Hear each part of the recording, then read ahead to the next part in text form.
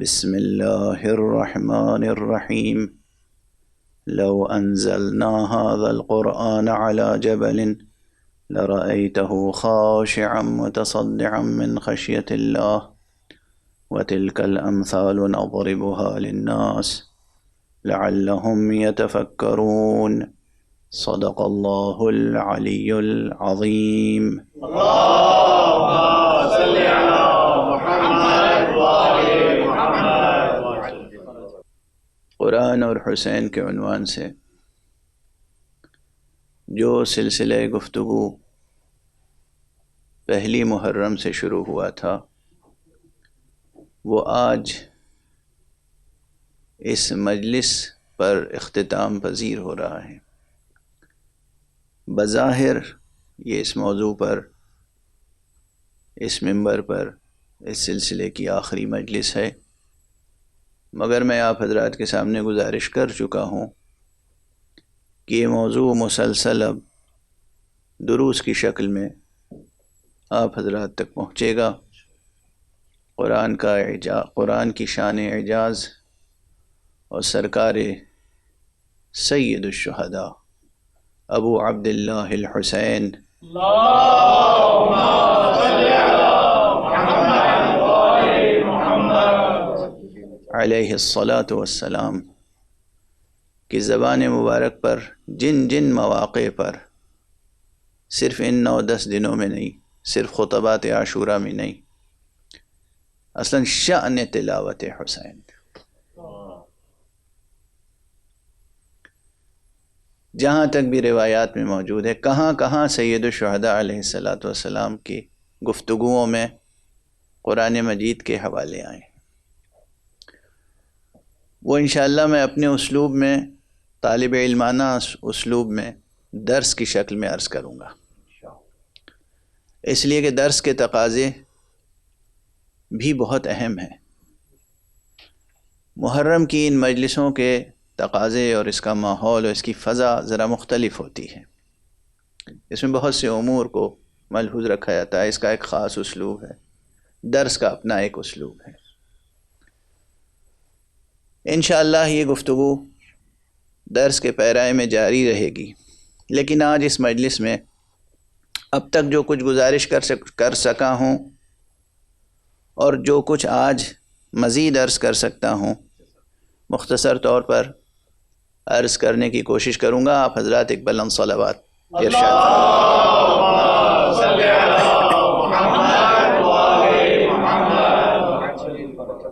مکرر عرض کیا آپ کی خدمت میں کہ قرآن مجید معجزہ الہی ہے، قرآن مجید سند نبوت مصطفیٰ ہے صلی اللہ علیہ وآلہ وسلم۔ اللهم صل على محمد وآل محمد۔ قرآن مجید کنز علمی مقام ختم نبوت ہے۔ قرآن مجید ظرف علم الہی نہیں ہے، مختلف ظروف علم الہیہ میں سے ایک ظرف ہے۔ وہ علم الہی جو صفت ہے ذات الہی کی، وہ غیر از ذات الہی کسی اور ظرف میں آ ہی نہیں سکتا۔ ذات الہی نامتناہی ہے، علم الہی نامتناہی ہے، قدرت الہیہ نامتناہی ہے، وہ کسی ظرف میں نہیں آ سکتا۔ لیکن ان ظروف میں سے جن کو خود حق سبحانہ و تعالی نے متعارف کرایا ہے، ایک ظرف ام الکتاب ہے۔ ام الکتاب کیا ہے؟ یہ بھی ایک ظرف ہے جس میں علم الہی کا ایک بڑا حصہ موجود ہے، یا کہنا چاہیے ایک حصہ موجود ہے، ام الکتاب۔ دوسرا ظرف امام مبین، وہ بھی ایک ظرف علم الہی ہے۔ تیسرا ظرف کتاب مبین، امام مبین الگ ہے، کتاب مبین الگ ہے، الکتاب الگ ہے، قرآن الگ ہے، جس طرح تورات الگ ہے، زبور الگ ہے، انجیل الگ ہے، قرآن الگ ہے۔ وہ کوئی اور ہی شخصیت ہو سکتی ہے جو ایک ہی وقت میں دست مبارک مصطفیٰ پر آ کر اور اجازت طلب ہو، اے خزینہ دار علم الہی، اجازت ہے کہ اظہار علم الہی کروں؟ ایک صلوات پڑھ دیجئے محمد۔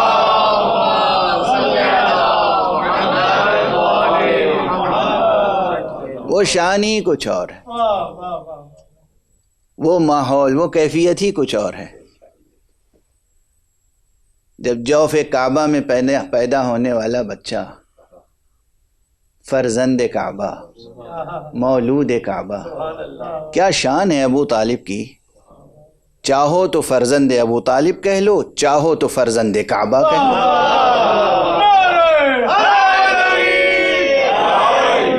کیا شان،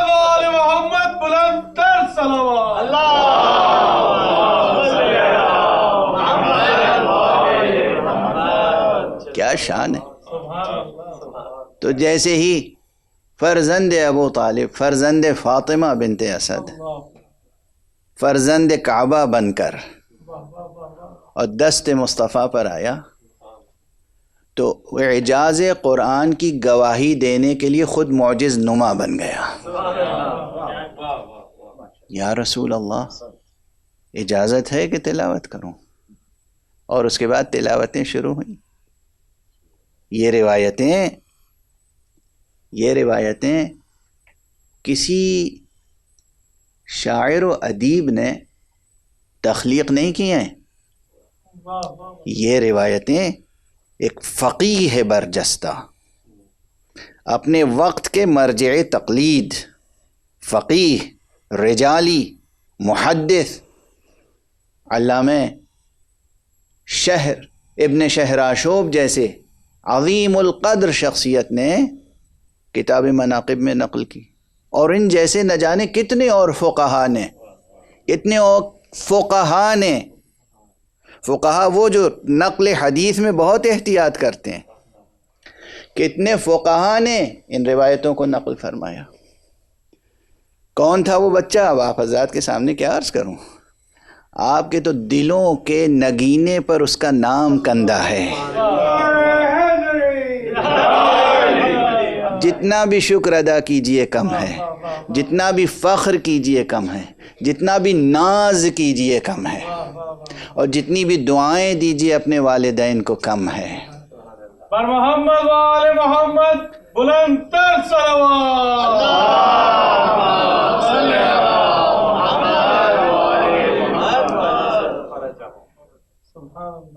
تو کبھی کبھی ایسا ظرف علم بھی سامنے آتا ہے، ام الکتاب، الکتاب، کتاب مبین، امام مبین اور خاتم النبیین۔ تو بہرحال قرآن وہ کتاب ہے جو کنز و گنجینہ علم الہی ہے مقام ختم نبوت کے لیے، اور سند نبوت مصطفیٰ ہے، اور اس کی شان اعجاز یعنی اس کے معجزہ ہونے کے رخ بہت ہیں، ناقابل شمار ہیں، نامتناہی ہیں، جن میں سے ایک مثلاً جس کا ابھی تک ذکر نہیں ہو سکا، بہت مفسرین نے تذکرہ کیا ہے، اکثر تذکرہ ہوتا رہا ہے، ظاہر ہے کہ جب سلسلہ گفتگو ہے تو اس کا بھی ذکر کر دیا جائے، وہ ہے اخبار بالمغیبات۔ اخبار بالمغیبات یعنی آنکھوں سے اوجھل، پردہ غیب میں پنہاں چیزوں کی خبر دیتا ہے قرآن، چاہے وہ ماضی کی ہوں، چاہے حال کی ہوں، چاہے مستقبل کی۔ اور معجزہ اس لحاظ سے کہ آج تک قرآن مجید کی کوئی پیشین گوئی غلط ثابت نہیں ہوئی، جو کہہ دیا وہ ہو کر رہا، اور جو کہہ دیا ہے اب تک نہیں ہوا ہے وہ ہو کر رہے گا۔ یہ یقین اس لیے کہ اب تک جو قرآن نے کہا وہ ہوا۔ یہ خود جس طرح سے لکھا گیا ہے وہ اپنی جگہ، لیکن خود یہ عنوان بہت زیادہ طویل الذیل ہے۔ اس کے ذیل میں بہت مطالب ہیں جو لکھے گئے اور بہت مطالب ہیں جو ابھی لکھے جائیں گے، باقی ہیں بہت سے مطالب۔ میں صرف ایک مشہور مثال کو عرض کر کے آگے بڑھ جاؤں کہ جس وقت قرآن مجید نازل ہو رہا تھا اسی عرصے میں بہت سی پیشن گوئیاں قرآن نے کی اور وہ پوری ہوئیں۔ پوری نہ ہوتی تو ظاہر ہے کہ وہیں حجت نعوذ باللہ باطل ہو جاتی، وہیں دعوت مصطفیٰ صلی اللہ علیہ وآلہ وسلم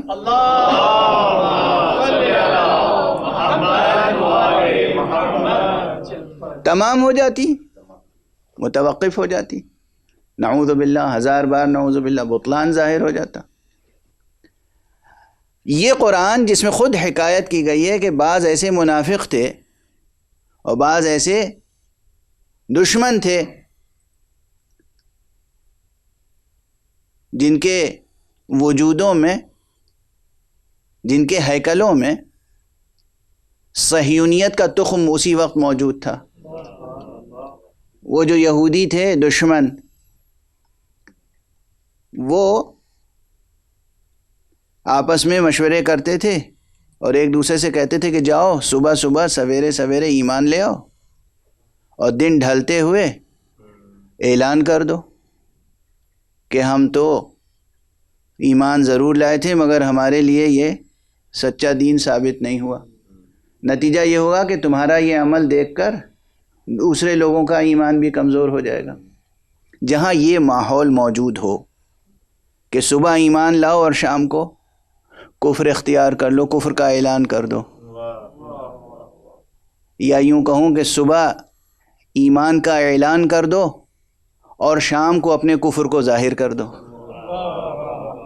ہیں؟ جہاں یہ ماحول موجود تھا وہاں قرآن مجید نے ایسی باتیں کہیں کہ اگر کوئی جھٹلا سکتا تو جھٹلانا اس کے لیے آسان ہوتا۔ مثلا سورہ تبت یدا ابی لہب وتب، یہ ابو لہب کی زندگی میں نازل ہوا اور اس میں اعلان کر دیا گیا کہ نہ مال اس کے کام آئے گا، نہ اولاد اس کے کام آئے گی، اور اس کا ٹھکانہ جہنم ہے۔ اعلان کر دیا نا۔ کیوں جہنم ہے؟ اس لیے کہ یہ کافر ہے۔ ابھی زندہ ہے وہ شخص، ابھی زندہ ہے وہ شخص۔ اگر وہ خود بھی جھٹلانا چاہتا تو کہتا اب تو ہم ایمان لے آئے، صبح کہتا کہ اب تو ہم ایمان لے آئے، اور شام ہوتے ہوتے کیا کہتا؟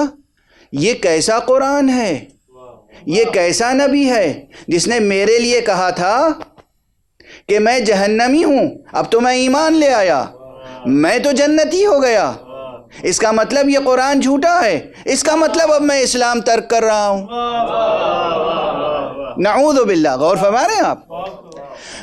اخبار بالغیب، زندہ ہے ابو لہب اور اعلان ہو گیا کہ یہ جہنمی ہے۔ نتیجہ کیا ہوا؟ تاریخ نے دیکھا سیاسی طور پر بھی جھوٹ بولنے کے قابل نہ رہا، خاتمہ کفر پر ہوا، قرآن کی سچائی پہ حرف نہ آیا۔ یہ ہے اخبار بالغیب، بعد میں ہونے والے واقعات کی خبر دیتا ہے قرآن، اور اس شان سے دیتا ہے کہ وہ واقعہ اسی طرح ہو کر رہتا ہے۔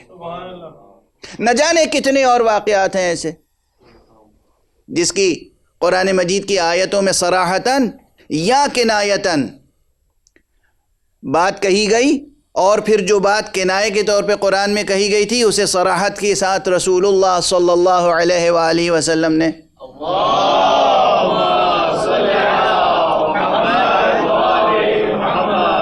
خبر دی، اور جس طرح خبر دی وہ بات اسی طرح واقع ہوئی، چاہے وہ فتح مکہ کا واقعہ ہو، چاہے وہ ہجرت سے متعلق باتیں ہوں، چاہے وہ جنگ بدر سے متعلق باتیں ہوں، جس قدر بھی باتیں ہیں جو اخبار بالغیب سے تعلق رکھتی ہیں.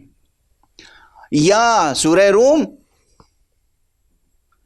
روم سے متعلق مشہور واقعہ، میں تو صرف اس وقت حوالے دے کر آگے بڑھ رہا ہوں تاکہ ایک بحث جو کل شروع ہوئی تھی وہ تھوڑی سی اور آگے بڑھ سکے. تو ایک معجزہ قرآن مجید کا یہ بھی ہے کہ اس نے آئندہ آنے والے واقعات کی خبر دی ہے، اور اس نے پردہ غیب میں موجود حقائق کی خبر دی ہے. اور پردہ غیب میں موجود حقائق صرف مستقبل سے متعلق نہیں ہیں، اور غیب کی بھی قسمیں ہیں، غیب مطلق ہے، غیب اضافی ہے، یہ سب بحثیں الگ. بہت سی چیزیں ماضی میں ہوئیں، بظاہر حضور صلی اللہ علیہ وآلہ وسلم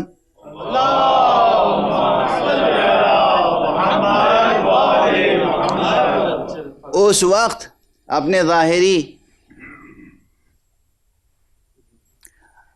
پیکر کے ساتھ موجود نہیں تھے اس کرۂ ارضی پر، اور اسی مناسبت سے بہت سی آیتوں میں یہ بات کہی گئی ہے کہ اے محمد یاد کرو اس وقت کو جب تم نہ تھے. تو اس کے یہ معنی نہیں ہے کہ تم واقعاً نہ تھے، اس کے دو پہلو ہیں. یہ چیز موجود ہے کہ تم اپنے اس ظاہری پیکر کے ساتھ اس کرۂ ارض پر موجود نہ تھے، اور جس معاشرے میں تھے مشرکین و کفار کے انسانی معاشرے میں، وہ انسانی معاشرہ بہرحال موجود نہ تھا. تو اس انسانی معاشرے کی نسبت سے وہ چیزیں غیب کی ہیں، اور اس غیب کو بیان کر رہا ہے قرآن مجید. اور اس کے بعد محققین تحقیق کرتے ہیں تو اسی نتیجے پہ پہنچتے ہیں جس نتیجے پر قرآن پہنچا. اب یہ اجمالی عنوانات ہیں، سینکڑوں صفحوں کی کتابیں لکھی گئی ہیں ان ایک ایک عنوانات پر، اور ابھی لکھی جائیں گی. قرآن مجید کی ایک شان اعجاز اخبار بالمغیبات، اخبار بالغیب سے ہٹ کر وہ اسٹیٹمنٹس ہیں، وہ بیانات ہیں جو قرآن مجید کے نزول کے زمانے میں جن کی تصدیق ممکن نہ تھی، لیکن زمانے کے گزرنے کے ساتھ ساتھ ان کی تصدیق ہوتی چلی جا رہی ہے.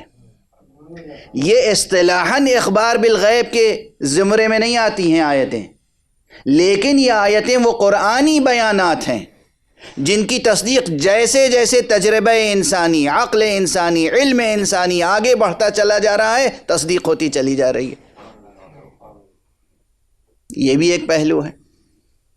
اور ان پہلوؤں کی طرف اشارہ کر کے اب ظاہر یہ طالب علموں کے لیے صرف ایک حوالہ ہے اور ایک غور و فکر کا عنوان ہے، تحقیق کا عنوان ہے کہ کتنے وہ اسٹیٹمنٹس ہیں، کتنے وہ قرآنی بیانات ہیں جن کی علمی تصدیق زمانے میں ہوتی گئی اور ابھی اسی طرح ہوتی جائے گی.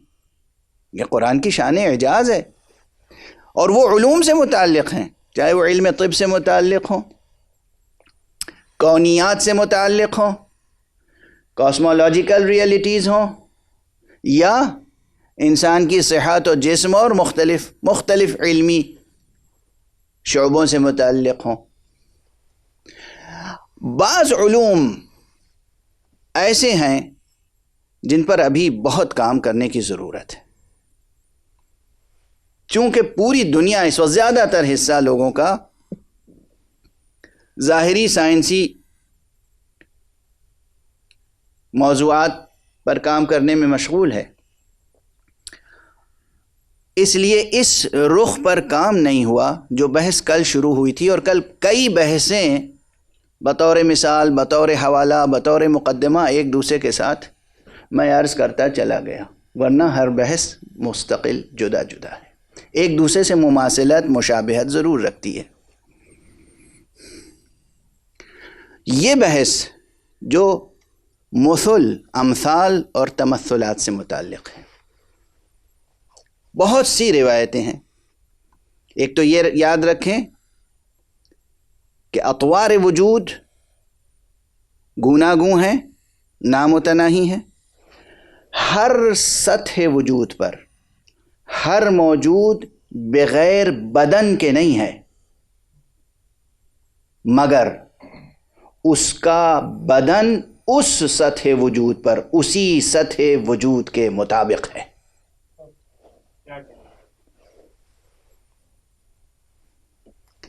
ہے نا تھوڑی سی مشکل بحث۔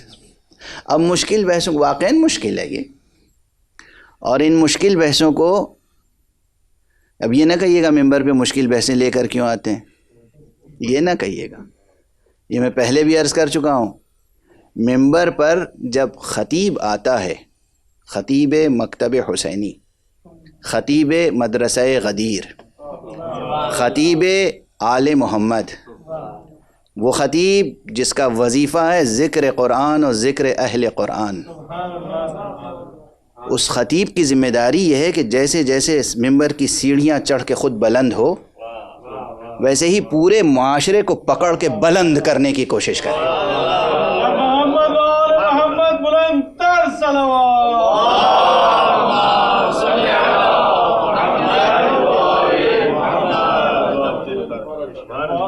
معاشرہ بلند نہیں ہوگا تو حق ممبر ادا نہیں ہوگا۔ اب دیکھیے پھر وہ بات سے بات نکلتی ہے، معاشرہ کیسے بلند ہوگا؟ پورا انسانی معاشرہ، اور بالخصوص جو کلمہ گو حضرات ہیں، یہ یاد رکھیے کہ بغیر قرآن اور حقیقت قرآن سے وابستگی ممکن نہیں ہے کہ آپ بلند ہو سکیں۔ قرآن مجید کی مثال بھی حبل اللہ سے دی گئی ہے، اور جان قرآن اور محافظ قرآن، نفس قرآن حضرت امیر المومنین علی ابن ابی طالب علیہ الصلاۃ والسلام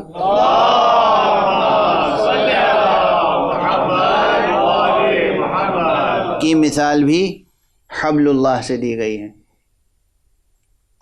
لسان پیغمبر پر حبل اللہ، اللہ کی مضبوط رسی، حبل اللہ المتین۔ یہ رسی کی مثال کیوں دی گئی؟ رسی کوئی بہت حسین و جمیل چیز ہوتی ہے، تشبیہ تو دی جاتی ہے عموماً، اور ارباب بلاغت جانتے ہیں، شاعری اور ادب سے جو سروکار رکھتے ہیں، فصاحت و بلاغت و حسن بیان، کہ تشبیہ جب دی جاتی ہے تو کسی حسین چیز کی دی جاتی ہے۔ سامنے معشوق ہے آپ، اور وہ ہے تو آپ ہی کے جیسا، انسان ہے، دو آنکھیں ہیں، بھویں ہیں، خد و خال ہے، آپ مثال اسے دے رہے ہیں چاند کی، یا مثال دے رہے ہیں اگر بہاریہ ذوق ہے تو گلاب کی، یا اگر اور پر نور آپ کا ذوق ہے تو مثال دے رہے ہیں سورج کی۔ کیوں؟ گلاب زیادہ حسین ہے، خوبصورت ہے، چاند زیادہ حسین ہے، خوبصورت ہے، پر نور ہے، سورج اصلا نور کا سرچشمہ ہے اس عالم مادی میں۔ تو تشبیہ دی جاتی ہے عموماً، ہاں کسی کی مذمت و حجو کرنی ہو تو الگ بات ہے، وہ باب الگ ہے، اور بدقسمتی سے ایسے لوگ ہوتے بھی ہیں کہ جن کی مجبوراً بھی حجو کرنی پڑتی ہے، لیکن میرا ذوق یہ ہے کہ ممبر پر عموماً ایسے لوگوں کا تذکرہ نہیں کرتا، کیونکہ یہ پرنور بزم جو نکھت و خوشبو بہشت سے معمور ہے، اس میں کوئی ایسا نام آنا نہیں چاہیے کہ جس سے خوشبوئیں بھی دور ہوتی چلی جائیں۔ تو ایسے مجبوراً ہیں ایسے کردار جن کی مذمت کرنی پڑتی ہے، جن کی حجو کرنی پڑتی ہے، لیکن عموماً وہاں بھی تشبیہیں آتی ہیں تو وہ ظاہر ہے وہ اسی قسم کی تشبیہیں ہوتی ہیں، لیکن عموماً تشبیہ جب لفظ تشبیہ آتا ہے، لفظ استعارہ آتا ہے تو اسی اعتبار سے آتا ہے۔ اصل یہ ہے کہ تشبیہ حسین ہو۔ بھیا رسی کون سی بڑی حسین چیز ہے، وہ بھی اس زمانے، اب تو آج کل تو ماشاءاللہ وہ پلاسٹک کی بٹی ہوئی رسیاں، رنگین، لال، پیلی، نیلی، مطلب کیا خوبصورت مضبوط چمکتی ہوئی ڈیزائن والی اچھی رسیاں ہوتی ہیں۔ اس وقت مونج کی رسی اور اب وہ سب آپ حضرات جانتے ہوں گے، رسی کوئی حسین چیز تو ہے نہیں کہ جس سے تشبیہ دی جائے۔ پھر تشبیہ کیوں دی گئی؟ میرا خیال ہے یہ بحث سب بچے سمجھ جائیں گے۔ رسی کا سب سے زیادہ استعمال کیا ہے؟ رسی اس زمانے میں جب قرآن نازل ہو رہا تھا، سب سے زیادہ معاشرے انسانی کے لیے سب سے زیادہ جو استعمال تھا وہ تھا کنوؤں سے پانی نکالنا۔ یقین فرمائیے باقی سب استعمال رسی کے ثانوی ہیں، وہ سب کمتر درجے پہ۔ اصل استعمال ہے کنویں سے پانی نکالنا۔ کنویں سے جب پانی نکالتے ہیں تب یہ سب بیان اس لیے کر رہا ہوں تاکہ تشبیہ مکمل ہو جائے۔ تو کیا ہوتا ہے؟ ایک ڈول یا ایک بالٹی یا کوئی ظرف، کوئی برتن رسی کے ایک سرے پہ بندھا ہوتا ہے، اور رسی کا ایک سرا اوپر کسی صاحب اختیار اور صاحب قوت کے ہاتھ میں ہوتا ہے۔ وہ اسے اوپر سے ڈھیلتا ہے وہاں تک جہاں تک پانی میسر آ جائے۔ جب وہ ظرف پانی سے بھر جاتا ہے تب وہ رسی کو کھینچنا شروع کرتا ہے۔ اب جو چیز نیچے ہے وہ اوپر چلی جاتی ہے۔ کبھی رسی کے ذریعے اوپر کی چیز نیچے نہیں لائی گئی، کبھی ممکن نہیں ہے، نقصان ہوگا، خطرہ ہے۔ رسی کے ذریعے ہمیشہ نیچے کی چیز اوپر لے جائی جاتی ہے۔ اتنی بات سمجھ میں آئی نا؟ قرآن مجید وہ نور کی رسی ہے جس کا ایک سرا دست قدرت میں ہے، دست حق میں ہے، اور دوسرا سرا نیچے اس لیے ڈال دیا گیا تاکہ انسان اس سرے کو پکڑ لے، اس سے وابستہ ہو جائے۔ جب انسان پورے ارادے اور اختیار کے ساتھ، پورے ایمان اور عقیدے کے ساتھ، اپنے پورے وجود و وجدان کے ساتھ اس رسی کو تھام لے گا تو پھر وہ دست حق اسے بلند کرتا چلا جائے گا، بلند کرتا چلا جائے گا، بلند کرتا چلا جائے گا۔ تو قرآن سے وابستہ ہوئے بغیر اس معاشرے کا بلند ہونا ناممکن ہے۔ محمد وآل محمد صلوات۔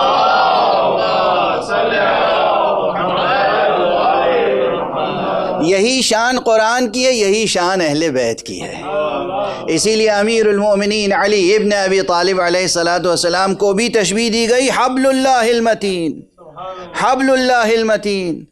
اور وہ جو آیت بار بار پڑھی جاتی ہے اتحاد کی دعوت دینے کے لیے، وَاعْتَصِمُوا بِحَبْلِ اللَّهِ جَمِيعًا وَلَا تَفَرَّقُوا، تفسیر اہل بیت دیکھ لیجئے، سب کے سب وابستہ ہو جاؤ اللہ کی رسی سے، تفرقہ نہ کرو۔ اس کے معنی کیا ہیں؟ افسوس ہے، یہ افسوس ہے۔ خود تشریح پیغمبر، توضیح پیغمبر، تفسیر پیغمبر، تعویل پیغمبر کو نظر انداز کر کے لوگ اعلان کیا کرتے ہیں، یعنی جس کو پکڑ کے متحد ہونا ہے اسی کو چھوڑ کے سب متحد ہو جاتے ہیں۔ یہ اتحاد وہ ہے جو خدا کو منظور نہیں ہے۔ اصلا یہ اتحاد نہیں ہے، وہ اتحاد ہے کہ واللہ خدا کی رسی ہاتھ میں ہو، یعنی قرآن ہاتھ میں ہو، ولایت مرتضیٰ ہاتھ میں ہو، اس سے وابستہ ہو جائے تو پھر دیکھیے یہ معاشرہ کبھی پستیوں میں، تاریکیوں میں نہیں رہ سکتا۔ قرآن سے وابستہ ہوں اور اس قرآن ناطق سے جس کا نام علی ابن ابی طالب ہے۔ صلوات پڑھیں محمد۔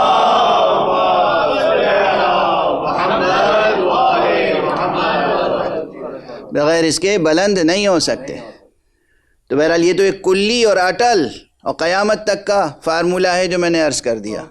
قرآن سے وابستہ ہوں، قرآن بھی حبل اللہ ہے، اور جان قرآن سے وابستہ ہوں جس کا نام علی ابن ابی طالب ہے۔ اور یہی راز تھا، دونوں کو ایک ہی لقب دیا گیا لسان مصطفیٰ سے، اور یہی راز تھا کہ وصیت میں بھی دونوں چیزوں کا تذکرہ کیا گیا۔ انی تارکن فیکم الثقلین، کتاب اللہ وعطرتی اہل بیتی۔ اور اس وقت اہل بیت سے مراد ذات مبارک علی ابن ابی طالب۔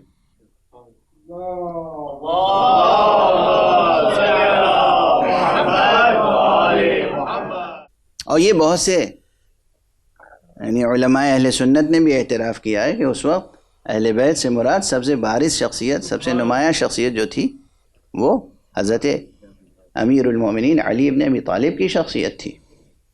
جب رسول نے کہا وَأَهْلَ بَيْتِي، اور اسی موقع پر فرمایا کہ هذا علی، اسی موقع پر فرمایا علی مع القرآن والقرآن مع علی، اسی موقع پر ایک خطبے کے یہ جملے ہیں جو الگ الگ چھوٹی چھوٹی حدیثوں کی شکل میں نقل ہو رہے ہیں۔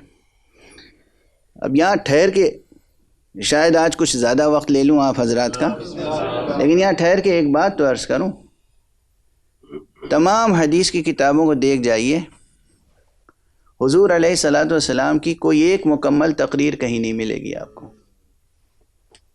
کیا المیہ ہے! حضور کے خطبات جمعہ کہاں چلے گئے؟ خطبات جمعہ کے علاوہ خطبات عید کہاں گئے؟ خطبات عید الاضحیٰ کہاں گئے؟ مختلف مواقع کے خطبات کہاں گئے؟ یہ ایک سطر کی حدیث، 2 سطر کی حدیث، 3-4 سطروں کی حدیث، اس سے زیادہ عموماً نہیں ملتی۔ کیا یہی حق حفاظت کلام پیغمبر ہے جو ادا کیا ہے لوگوں نے؟ بس ایک سوالیہ نشان چھوڑ کر آگے بڑھ رہا ہوں، اس پر کسی اور جگہ میں گفتگو کر چکا ہوں، لیکن اس وقت چونکہ ظاہر ہے ہر سطح کے لوگ سن رہے ہیں، ایک دہائی دی جاتی ہے اور نعوذ باللہ جیسے احسان جتایا جاتا ہے، فلاں فلاں محدثین نے بڑی عرق ریزی کی سنت مصطفیٰ کو جمع کرنے میں، سنت مصطفیٰ کو جمع کر، حدیث پیغمبر کو جمع کرنے میں اس امت نے بڑی قربانیاں دی، اور اس کے بعد کیا ہوا؟ کوئی ایک مکمل خطبہ بھی محفوظ نہ رہ سکا۔ ایک مکمل خطبہ، ہر خطبے کے چھوٹے چھوٹے جملے کاٹ کاٹ کے ادھر منتشر کر دیے گئے۔ اس میں کیا مصلحت تھی؟ اس میں کیا مصلحت تھی؟ اور ایسے بھی تھے جنہوں نے پیغمبر کی حیات طیبہ میں حدیثیں خود سن کر لکھیں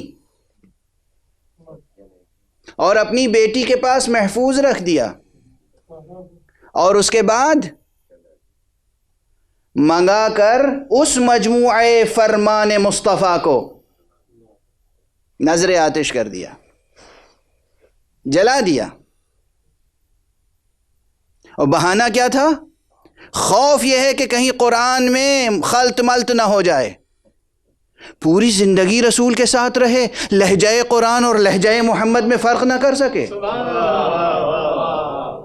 یہی اعجاز قرآن کا ادراک تھا، یہی شعور تھا، اور پھر قرآن کا سہارا لے کر اس پیغمبر کے کلام کو ضائع کر رہے ہیں جس پیغمبر کے لیے خود قرآن نے کہا ہے جو پیغمبر دیں وہ لے لو، جس چیز سے روکیں اسے ترک کر دو۔ تو پیغمبر نے جو کچھ عطا کیا، جو کچھ دیا، اسے نظر آتش کر رہے ہیں۔ خدا کی قسم کیا امت تھی! ضبط کیجئے گا، ایک جملہ کہے بغیر آگے نہیں بڑھ سکتا۔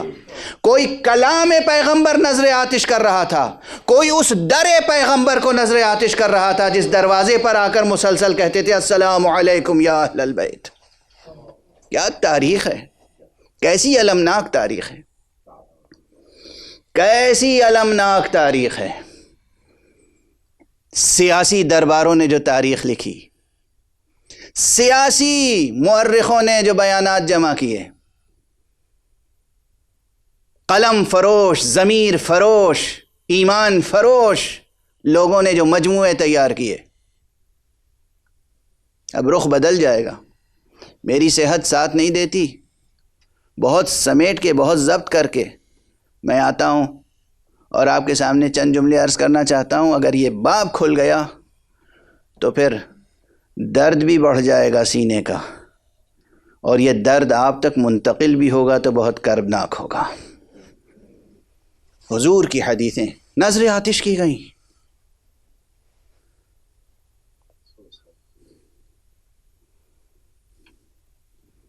اور درباروں سے اعلان کیا گیا اصحاب پیغمبر کو، خبردار حدیث رسول بیان نہ کرنا،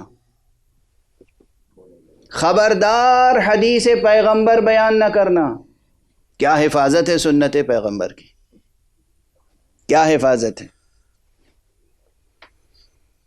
ایسے ماحول میں بہت سی وہ چیزیں جس طرح باقی رہنی چاہیے تھی باقی نہیں رہیں، لیکن جو بات کل میں نے عرض کی تھی اور مسلسل عرض کر رہا ہوں، جن کے پاس نہیں رہیں محرومیت ان کی قسمت ہے۔ ایسا نہیں ہے کہ موجود نہیں ہیں، ایسا نہیں ہے کہ باقی نہیں رہیں۔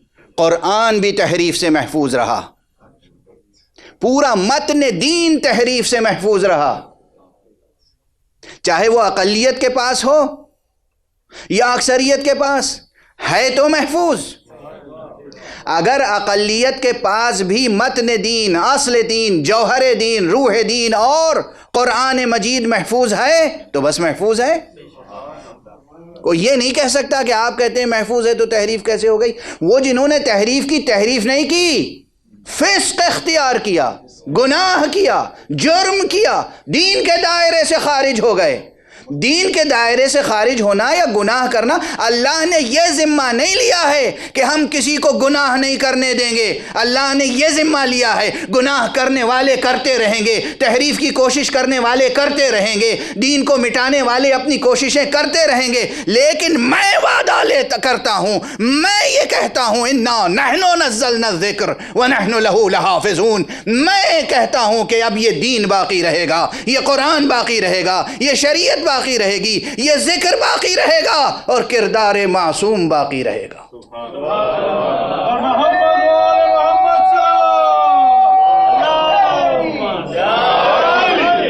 بات سے بات نکلتی چلی جا رہی ہے اور آج بھی کئی عنوانات ایک کے بعد ایک آ رہے ہیں، لیکن اصل جس عنوان کی طرف لانا چاہ رہا ہوں وہ یہ کہ کل جہاں گفتگو پہنچی تھی، قرآن مجید روز محشر ایک خوبصورت حسین جوان کی شکل میں آئے گا، بے نظیر شکل ہوگی، نورانی۔ یہ کیا ہوگا؟ تمثل یا قرآن مجید کا وہ طور سامنے آئے گا جسے سورہ مبارکہ زخرف میں کہا گیا ہے کہ وَإِنَّهُ فِي أُمِّ الْكِتَابِ لَدَيْنَا لَعَلِيٌّ حَكِيمٌ، وہ تو ام الکتاب میں ہمارے نزدیک علی حکیم ہے۔ لیکن اگر علی حکیم لوائے حمد لیے ہوئے موجود ہوگا تو پھر اس طور وجود کو کیا کہیں گے؟ ہے نا مشکل، آپ کے لیے بھی مشکل ہے۔ صرف ہمیشہ دوسروں کو نہ کہا کیجئے کہ ان کی سمجھ میں نہیں آتے حقائق۔ کتنے مطالب ہیں، کتنے مقامات ہیں، اور ارتقاء کا ایک ہی قانون ہے، اقرا ورقا، قرآن پڑھتے جاؤ ترقی کرتے جاؤ، ایک ایک آیت پڑھو گے ایک ایک درجہ بلند ہوتے جاؤ گے۔ یہ جنت کے لیے کہا گیا ہے، جنت جب ملے گی تو جنت کے مراتب حسب اعداد آیات قرآنی ہیں، تو وہاں کہا جائے گا کہ قرآن کی آیتیں پڑھتے جاؤ اور آگے بڑھتے جاؤ۔ غور فرمایا آپ نے؟ خیر یہ تو ان کے لیے ہے جو قرآن پہ یقین رکھتے ہیں، قرآن پہ کوئی شبہ نہیں رکھتے اور قرآن کو اپنی زندگی کا ورد بنائے ہوئے ہیں۔ یاد رکھیے قرآن ربیع القلوب ہے۔ اہل دل ایک دوسرے سے جب ملتے ہیں تو معلوم ہے کیا پوچھتے ہیں؟ ما زرع القرآن فی قلبک، قرآن نے تمہاری زمین دل میں کیا بیج بوئے؟ قرآن نیکیاں بوتا ہے، قرآن شجر نور کا تخم دل میں بو دیتا ہے، قرآن نیکیاں بوتا ہے، قرآن شجر نور کی تخم ریزی کرتا ہے، قرآن اقدار انسانی کی سینچائی کرتا ہے آب حیات سے۔ قرآن کو اپنے ورد زندگی بنائیں۔ خدا کی قسم آج 9 محرم ہے، ابھی مقام مصائب میں داخل نہیں ہو رہا ہوں، لیکن 9 کے نیزہ کے قاری کا واسطہ دے کر کہہ رہا ہوں، آج کے بعد سے اپنی زندگی میں تلاوت قرآن کا ایک ورد روزانہ قائم رکھیے گا، غفلت نہ ہو۔ جی عمر کی جس منزل میں بھی ہیں آپ ایک صفحہ قرآن روز پڑھ سکتے ہیں، قرآن مصحف کھول کے اپنی آنکھوں سے پڑھیے گا، زبانی یاد ہے نہیں، جو زبانی یاد ہے اسے بھی کھول کے اس کی ایک تاثیر بیان کی ہے معصوم نے. اگر زبانی بھی یاد ہے تو قرآن کھول کے سامنے رکھو، دیکھ کے پڑھو. اللہ تمہارے والدین کے گناہوں کو معاف فرمائے گا، ان کی مغفرت فرمائے گا. اگر وہ کافر بھی ہوں گے تو ان کے بھی عذاب میں تخفیف ہو جائے گی. اگر وہ کافر بھی ہوں گے تو ان کے بھی عذاب میں تخفیف ہو جائے گی اگر تم آنکھوں سے قرآن کھول کر پڑھو گے مصحف. قرآن پڑھنے کی ایک زندگی میں روش قائم کریں. ایک صفحہ صحیح، 2 صفحہ صحیح، 1 جز صحیح، نصف جز صحیح، 1 پارہ، آدھا پارہ، 1 سورہ. قرآن ضرور پڑھیں. قرآن ربیع قلوب ہے، دلوں کی بہار ہے قرآن، دلوں کی بہار ہے قرآن. ہاں لیکن یہ قرآن جب پڑھیں تو جس جذبے سے پڑھیں اس میں جذبہ ولایت ہونا چاہیے. ولایت امیر المومنین علی ابن ابی طالب. ورنہ یہ بھی حدیث پیغمبر کا حصہ ہے، رب تال للقرآن والقرآن یلعنہ. بہت سے ایسے قرآن کی تلاوت کرنے والے ہیں کہ وہ قرآن کی تلاوت کر رہے ہوتے ہیں، قرآن ان پہ لعن کر رہا ہوتا ہے. کیونکہ آپ قرآن کے الفاظ پڑھیں گے، قرآن کے معنی کو ضائع کریں گے. آپ قرآن کی آیتیں پڑھیں گے اور ان کے احکامات کو ضائع کریں گے. آپ قرآن کے الفاظ پڑھیں گے اور جانے قرآن کو پامال کریں گے. ظاہر ہے کہ قرآن لعن کرے گا. یہ چیزیں بہت براہ راست عرض کر رہا ہوں، لیکن چونکہ ظاہر ہے اس سلسلے کی آخری مجلس ہے تو کچھ چیزیں براہ راست عرض کرنا چاہ رہا تھا تاکہ جوانوں کے لیے، نوجوانوں کے لیے، بچوں کے لیے، حتیٰ کہ بزرگوں کے لیے ایک دستور العمل ضرور پہنچ جائے. یہ میری طرف سے نہیں، یہ تو رسول اللہ اور اہل بیت رسول سے ہونے والے ائمہ اطہار کا دیا ہوا دستور العمل ہے. ایک صلوات پڑھ دیجئے محمد.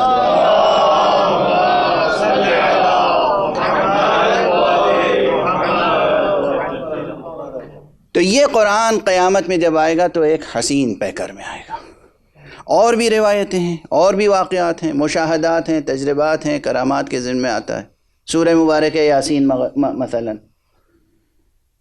دیکھنے والوں نے دیکھا کہ کوئی شخص دفن کیا گیا اور اس کے بعد ایک حسین و جمیل نوجوان آیا جو قبر میں داخل ہو گیا.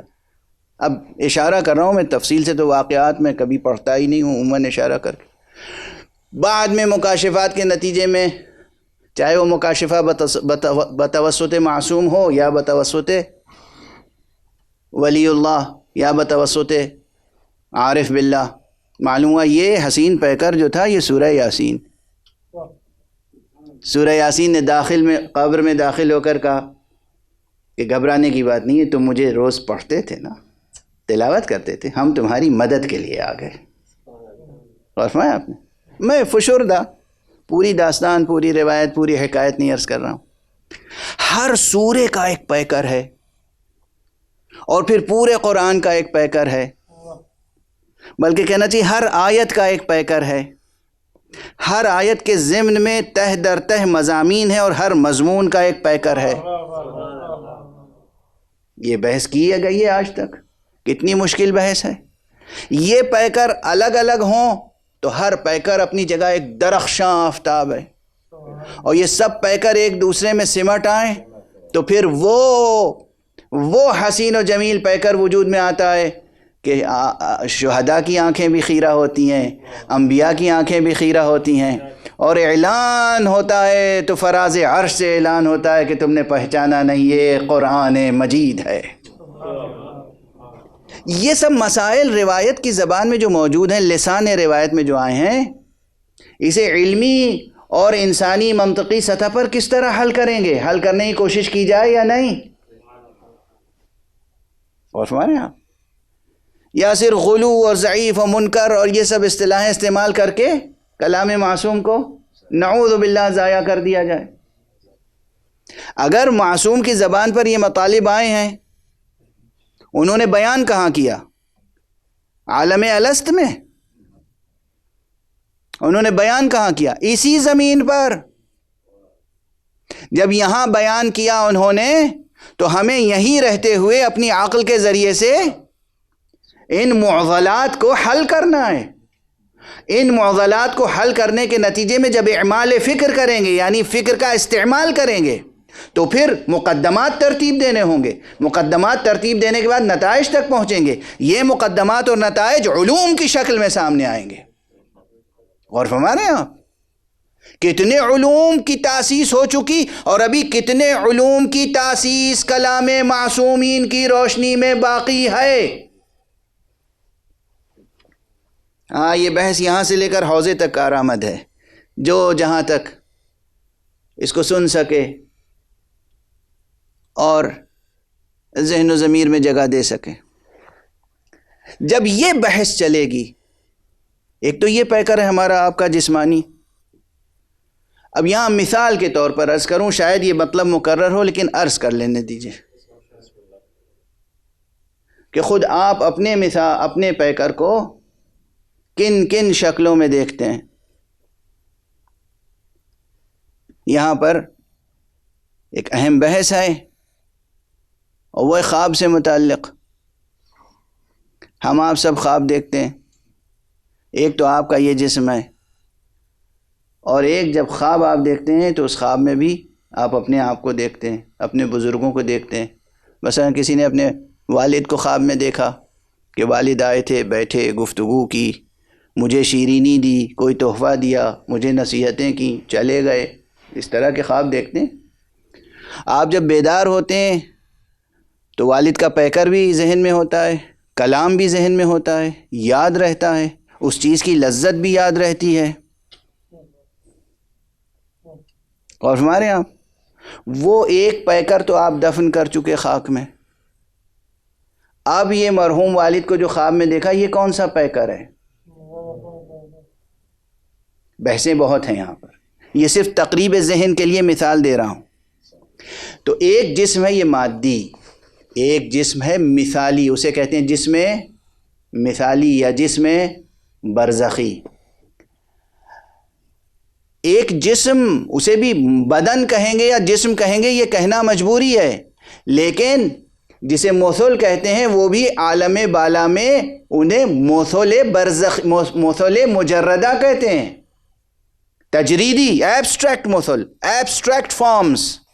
یہ ایبسٹریکٹ فارمز یعنی ایبسٹریکٹ کس سے؟ میٹر کی کیریکٹرسٹکس سے، مادے کی خصوصیات سے۔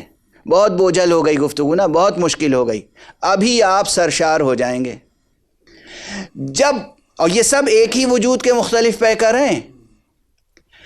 حق سبحانہ و تعالی، حق سبحانہ، یہ بحث بالکل سمیٹ دی، بہت بیچ میں چیزیں باقی ہیں، مقدمات باقی ہیں، نتائج باقی ہیں، تفصیلات باقی ہیں، ظاہر ایک تقریر میں سب سمیٹ کر عرض نہیں کیا جا سکتا۔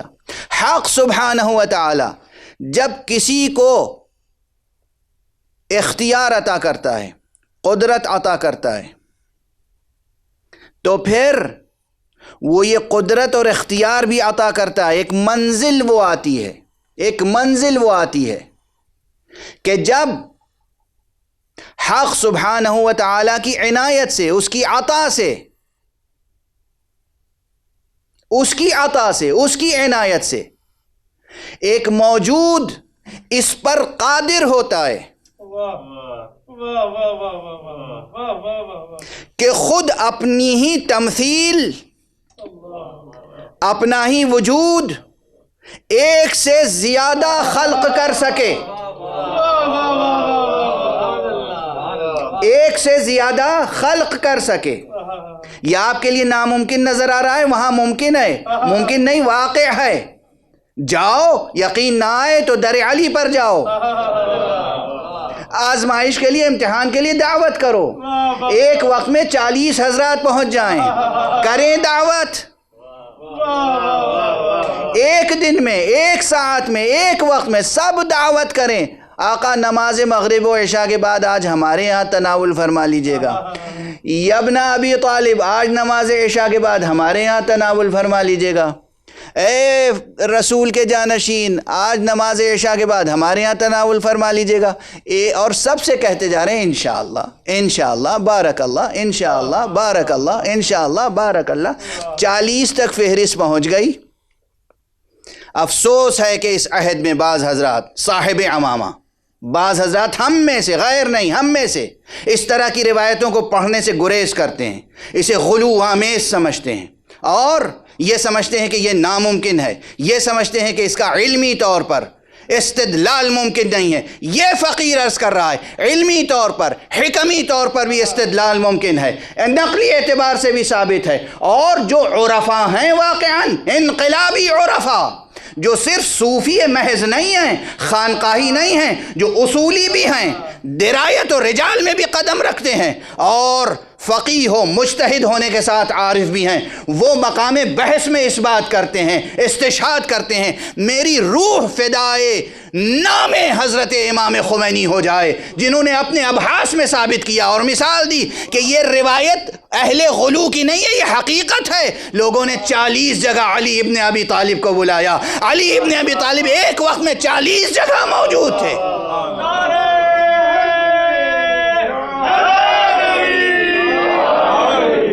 ہر شخص کہہ رہا تھا آج علی میرے یہاں تھے، آج علی میرے یہاں تھے، آج علی میرے یہاں تھے، اور پیغمبر نے کہا علی تو میرے پاس تھے، زہرا نے کہا علی تو میرے پاس تھے، جبرائیل نے کہا عرش پر خدا فرما رہا ہے جی علی تو میرے پاس تھے۔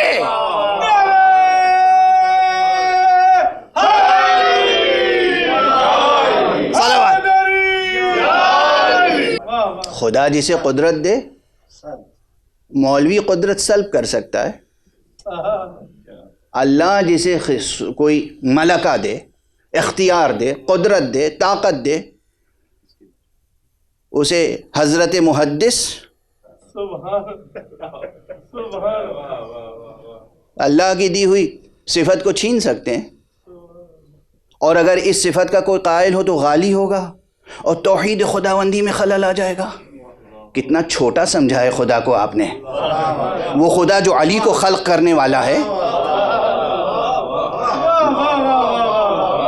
وہ خدا جو علی کو اپنے آغوش میں لینے والے اور علی کا بار اٹھانے والے محمد کو خلق کرنے والا ہے، وہ خدا آپ کی نگاہ میں اتنا چھوٹا ہے کہ محمد و علی کے فضائل بیان ہو جائیں تو توحید میں خلل آ جائے گا۔ ذرا اپنی توحید درست کر لیجئے، ایک صلوات پڑھیے محمد و علی۔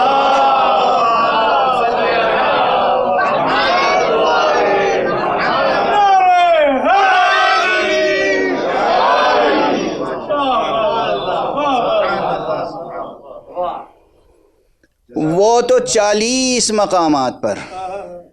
اچھا ایک بات اور عرض کروں، مدد کرنے کے طریقے ہوتے ہیں، کبھی مدد کھل کے کی جاتی ہے، کبھی مدد پوشیدہ رہ کے کی جاتی ہے۔ زیادہ اچھی حسین بڑی مدد وہ ہوتی ہے جو پوشیدہ رہ کے کی جاتی ہے، ٹھیک ہے نا؟ اور یہ جو خواب کی مثال تھی، مثال ہی تھی، مثال دی جاتی ہے تقریب ذہن کے لیے۔ آپ کسی مسئلے میں الجھے ہوئے ہوں اور دعا کر کے سوئیں، اور خواب میں آپ کے والد آ جائیں اور اس مسئلے میں ہدایت کر کے چلے جائیں، مدد ہوئی یا نہیں ہوئی؟ ہوئی مدد۔ اچھا اسی طرح یعنی وہ تو ظاہر بظاہر لوگوں نے 40 جگہ مدعو کر لیا تھا، تو اس ظاہری جسم کے ساتھ ہر ایک کی دعوت قبول کی۔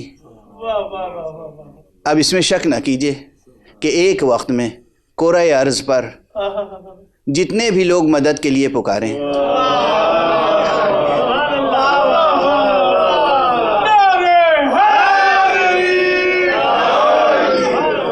جتنے بھی پکاریں،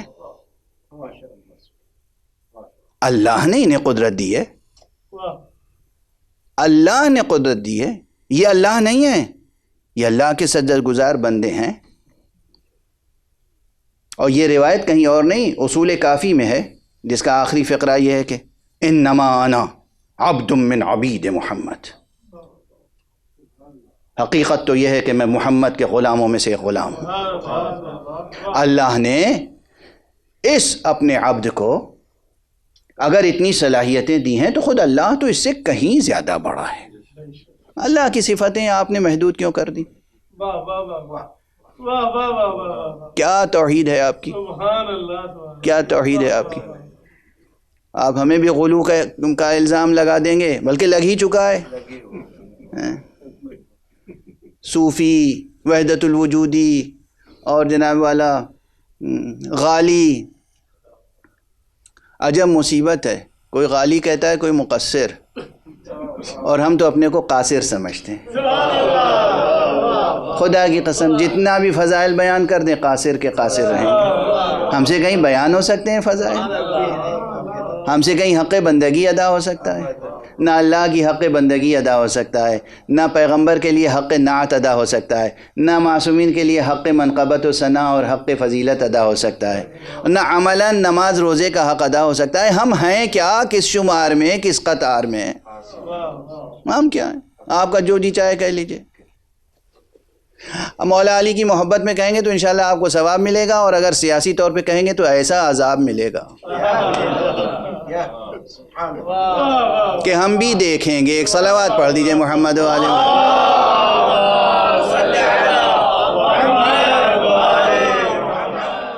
تو یہ ایک حقیقت ہے عزیزان گرامی، یہ ایک بہت بڑا موضوع ہے. میں پورا موضوع عرضی نہ کر سکتا ہوں، نہ عرض کر سکا. میں نے خلاصہ کچھ ادھر سے ادھر سے کچھ عنوانات منتشر سے عرض کر دیے.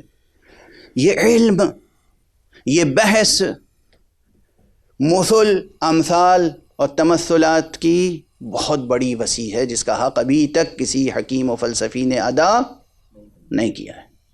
بحثیں ہوئی ہیں، انکار نہیں کر رہا، ہوئی ہیں جس قدر ہو سکا، لیکن یہ اس سے کہیں زیادہ وسیع الذیل ہے، اور اس میں کئی شعبے ہیں شاخ در شاخ، وہ مثل سے لے کر اور ہمارے تمثلات تک، اور ہمارے اعمال کی تجسیم تک. ہمارے اعمال کی تجسیم تک آپ جو عمل کرتے ہیں، جو نیت کرتے ہیں، اس کی ایک شکل بن جاتی ہے. جو خیال آتا ہے اس کی ایک صورت بن جاتی ہے. جو فکر ہے آپ کی، وہ جو مضمون آپ نے ادا کیا، جو عمل کیا آپ نے، خدا کی قسم بس اب میری طاقت ساتھ چھوڑ رہی ہے، میں تو ہمت سے کام لے رہا ہوں. تو ایک فقرے میں آپ کی طبیعتیں منقلب ہو جائیں گی. ظاہر شب عاشور کی مجلس ہے. خدا کی قسم اگر سورہ مبارکہ یاسین کی بھی کوئی صورت ہے، اگر قرآن کے چھوٹے چھوٹے سوروں کی بھی صورتیں ہیں، تو یہ جو مجلس عزا ہے نا، یہ بھی ایک ایسا عمل ہے کہ اس کی بھی ایک پرشکوہ صورت ہے. اور وہ بھی قبر میں، برزخ میں، محشر میں شفاعت کے لیے آئیں گی، گواہی دیں گی. یہ فضائیں گواہی دیں گی کہ یہ شخص ذکر حسین سنتا تھا، یہ شخص ذکر حسین کرتا تھا، یہ شخص غم حسین میں اشک بار ہوتا تھا، یہ آقا کا سلامی تھا، سلام پڑھتا تھا، یہ آقا کا نوحگر تھا، نوحے پڑھتا تھا، یہ آقا کا مرثیہ گو یا مرثیہ خان تھا، مرثیے پڑھتا، یہ آقا کا ذاکر تھا، یہ آقا کا ماتمی تھا. سب اعمال محفوظ ہیں عزیزو، سب اعمال محفوظ ہیں. امید لگا کے رکھو ذات حق سے، اخلاص کے ساتھ اعمال ادا ہوں. آج زیادہ دیر تک مصائب بھی نہیں پڑھ سکوں گا، بالکل میری طاقت ختم ہو چکی ہے. آج اس منبر کی روایت کے مطابق 2 عظیم شہادتوں کی طرف اشارے کیے جاتے ہیں. کل حضرت علی اکبر کا تذکرہ ہوا تھا، آج آقا حسین کے چھماہ شیر خار کا تذکرہ ہوتا ہے. اجرکم علی اللہ. بس گفتگو کا دامن سمیٹ رہا ہوں. روز عاشورہ آقا حسین نے خطبے پر خطبے دیے، ارشاد و ہدایت کا سلسلہ جاری تھا، اور پھر قربانیوں پہ قربانیاں پیش کی دین کی حفاظت کے لیے، قرآن کی حفاظت کے لیے. بار بار متعدد خطبوں میں متعدد آیتیں تلاوت فرمائیں، جن آیتوں کی شان تلاوت سے بڑی تفسیری اور فقہی بحثیں وابستہ ہیں کہ اس موقع پر اسی آیت کی تلاوت کیوں کی. اب طاقت نہیں ہے ورنہ وہ باتیں عرض کرتا آپ کے سامنے. اور ایک فقرہ ایسا ہے قرآن کا جو ہے آیت قرآن کی ایک آیت کا جز ہے، لیکن آقا حسین نے اسے اپنے اس سفر میں بار بار پڑھا ہے، اور ہر بار اس فقرے کے بعد ایک فقرے کا اضافہ کیا ہے، ایک فقرے کا اضافہ کیا ہے. وہ فقرہ بھی قرآن میں آپ سب کو یاد ہے. وہ فقرہ بھی مقام فضائل میں پہلے میں عرض کر چکا ہوں کہ دراصل یہ فقرہ سب سے پہلے ادا ہوا تھا زبان مبارک علی ابن ابی طالب سے. انا للہ و انا الیہ راجعون. چونکہ اس وقت نزول وحی کا سلسلہ جاری تھا، یہ فقرہ خدا کو اپنے اس عبد خالص کا یہ فقرہ اتنا پسند آیا کہ خدا نے اسے متن قرآن میں شامل کر لیا، تحسین کے ساتھ، داد و تحسین کے ساتھ، بشارت کے ساتھ. اور خدا کی قسم اگر عہد نبوت جاری رہتا اور عہد نزول قرآن جاری رہتا تو آقا حسین نے جو اس فقرے کے بعد فقرہ ادا کیا ہے آج وہ بھی قرآن کا حصہ ہوتا، اس لیے کہ دونوں برابر کے فقرے ہیں. علی نے کہا تھا انا للہ و انا الیہ راجعون، حسین نے کہا انا للہ و انا الیہ راجعون رضا بقضائہ و تسلیما لامرہ. اجرکم علی اللہ. سخن معصوم، سخن حسین، کلام حسین کا اعجاز بھی یہ ہے کہ خدا کی قسم اس جملے کو میزان قرآن کے علاوہ کسی اور میزان میں تولا نہیں جا سکتا. کیا عظیم فقرہ ہے، کیا عظیم فقرہ ہے. تمام دنیا کے علماء ادب و بلاغت کو اگر قرآن ان کے سامنے سے ہٹا کر صرف یہ جملہ پیش کیا جائے انا للہ و انا الیہ راجعون رضا بقضائہ و تسلیما لامرہ، تو ہر شخص گواہی دے گا کہ یہ ایک ہی تجلی ہے. دونوں کلام اس پورے جملے میں ایک ہی تجلی ہے. اس جملے کو، دونوں فقروں کو ایک دوسرے سے الگ نہیں کیا جا سکتا. بس آپ سے اب عرض کرنے کی ضرورت تو نہیں ہے کہ یہ کس وقت کہا ہے امام نے. ہاں، جب حضرت مسلم کی شہادت کی خبر ملی تو آپ نے اس وقت فرمایا تھا انا للہ و انا الیہ راجعون عند اللہ نحتسب انفسنا. لیکن اس وقت یہی فقرہ یا اس سے ملتا جلتا فقرہ آپ نے حضرت قیس ابن مسہر صیداوی کی شہادت کی خبر ملنے پر کہا. جب حضرت مسلم ابن عوزہ شہید ہوئے، جب حضرت حبیب شہید ہوئے، آپ نے انا للہ بار بار کہا ہے. لیکن یہ فقرہ رضا بقضائہ و تسلیما لامرہ یہ آخری بار کہا ہے جب 6 مہینے کے بچے کا لاشا.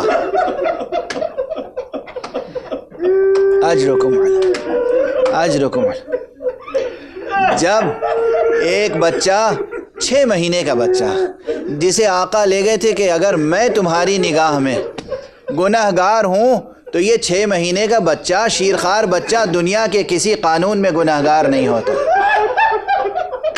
اسے تو ایک گھونٹ پانی پلا دو، اور اس کے بعد صرف یہی نہیں کہ آقا نے کہا ہو، آپ سب جانتے ہیں اور دیکھنے والوں نے بیان کیا ہے،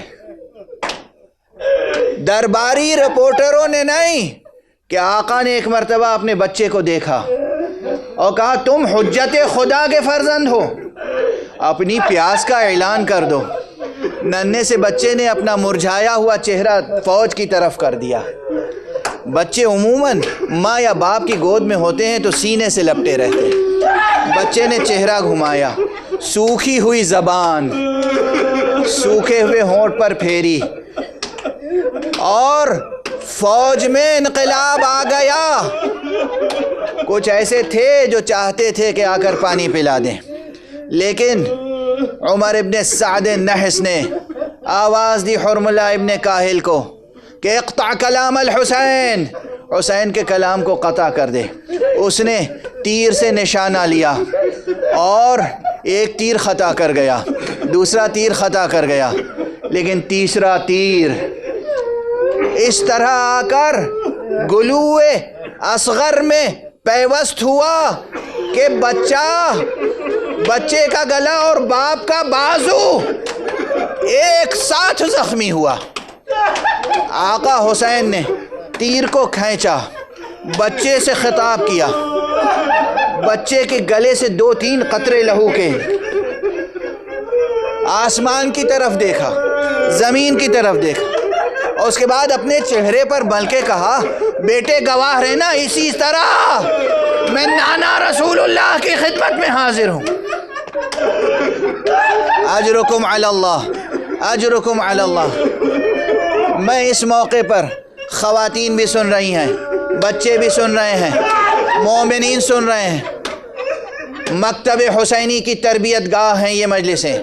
سنو کس طرح خدا کا احترام باقی رکھتے ہیں، کس طرح توحید کا عقیدہ سلامت رکھتے ہیں، کس طرح قرآن اور دین کی حرمتوں کو محفوظ رکھتے ہیں۔ سنو جناب رباب، اس چھماہے کی ماں، اس چھماہے کی ماں، کسی روایت میں نہیں ہے نا کہ وہ معصومہ تھیں، معصومہ تو نہیں تھیں لیکن معصوم کے حرم میں داخل تھیں۔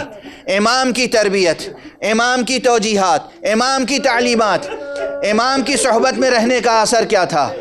عموماً کوئی عام سی خاتون ہوتی تو کیا کیا گلہ کرتی، کیا کیا فریاد کرتی، کیا کیا نوحے کرتی۔ ہم کرتے ہیں، ہمیں کرنے کا حق ہے، ہمیں کرنا ہے، ہمارا فریضہ ہے، لیکن جب چھدا ہوا گلا لے کر صغیر کو آقا حسین خیمے کے دروازے پر آئے اور دامن ابا کو ہٹایا، ایک مرتبہ ماں نے دیکھا اور نہ خدا سے گلا نہ شوہر سے شکوا، پورا مرثیہ ایک چھوٹے سے جملے میں، ارے میرے بچے کیا تیرے جیسے بھی نہر کیے جاتے ہیں؟ بنیا مثلو کا ینحار۔ بس آج کی مجلس تمام ہوئی، ایک چھوٹا سا فقرہ رباب کا اور ایک چھوٹا سا فقرہ زینب کا۔ اب طاقت نہیں ہے کہ سرکار سید الشہداء امام حسین کی شہادت پڑھ سکوں، شہادت عظمیٰ کا بیان ممکن نہیں، مگر ایک جملہ، جب کوئی نہ تھا ہر قربانی حسین خدا کی بارگاہ میں پیش کر رہے تھے۔ اکبر کو پیش کیا، قاسم کو پیش کیا، اصغر کو پیش کیا، اون و محمد کو پیش کیا، 72 لاشیں، 72 قربانیاں خدا کی بارگاہ میں پیش کی۔ جب خود حسین گھوڑے سے زمین پر آئے اور آپ کا گلا کٹ گیا، زینب آئی، اب فاطمہ نہیں ہے بظاہر، محمد نہیں ہے، اور آکے کا پروردگار اللہم تقبل منا ھذا القربان، پروردگار ہم اہل بیت مصطفیٰ کی طرف سے یہ قربانی قبول فرما۔ انا للہ وإنا إليه راجعون رضا بقضائه وتسليما لأمره۔ إنا لله وإنا إليه راجعون رضا بقضائه وتسليما لأمره۔ إنا لله وإنا إليه راجعون رضا بقضائه وتسليما لأمره۔